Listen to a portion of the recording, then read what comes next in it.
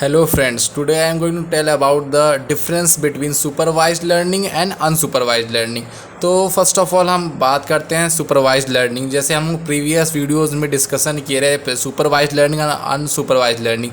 Supervised learning में label data set का use होता है और अनसुपरवाइज्ड लर्निंग में अनलेबल डेटा सेट का यूज़ होता है। जैसे कि हम पहले लेक्चर में पहले वीडियोस में भी डिस्कशन किए रहे कि सुपरवाइज्ड लर्निंग में क्या है, लेबल डेटा सेट यूज़ होता है, अनसुपरवाइज्ड में अनलेबल डेटा सेट यूज़ होता है। According to machine learning, supervised learning में लेबल डेटा सेट के अकॉर्डिंग मतलब प्रीवियस डेटा सेट के अकॉर्डिंग ही प्रोग्राम या कोई भी सॉफ्टवेयर को या कोई भी एक मशीन को डेवलप किया जाता है या प्रोग्राम किया जाता है by the help of algorithm.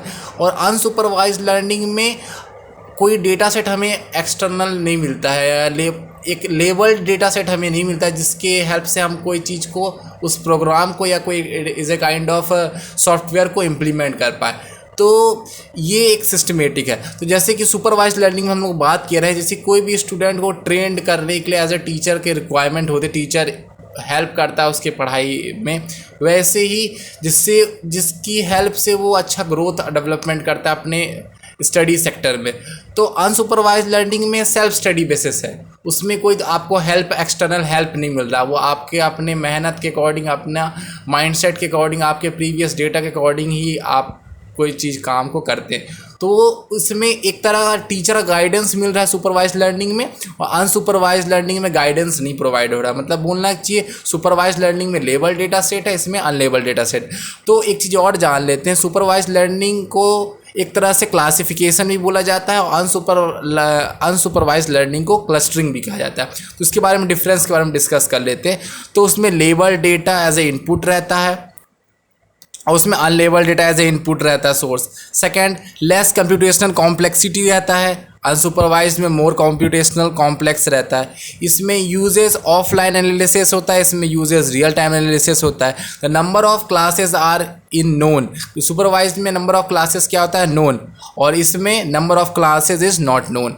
इसमें सुपरवाइज्ड में एक्यूरेट एंड रिलायबल रिजल्ट होता है और इसमें moderate, accurate and reliable result. The desired output is given, इसमें आउटपुट गिवन रहेगा, the desired output is not given.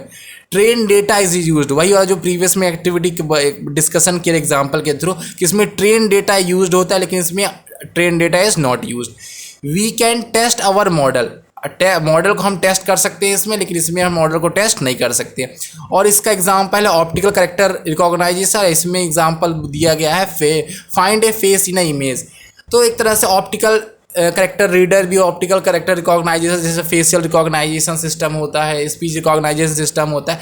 तो ये सब का अलग अलग सेक्टर्स होते हैं। तो सुपरवाइज्ड लर्निंग और अनसुपरवाइज्ड लर्निंग में ये दो मेन डिफरेंस है, जिसमें input as a label data है और इसमें अनसुपरवाइज्ड में इनपुट है लेकिन अनलेबल डेटा सेट है। इसमें लेबल और unlabel is a big difference between supervised और अनसुपरवाइज्ड लर्निंग।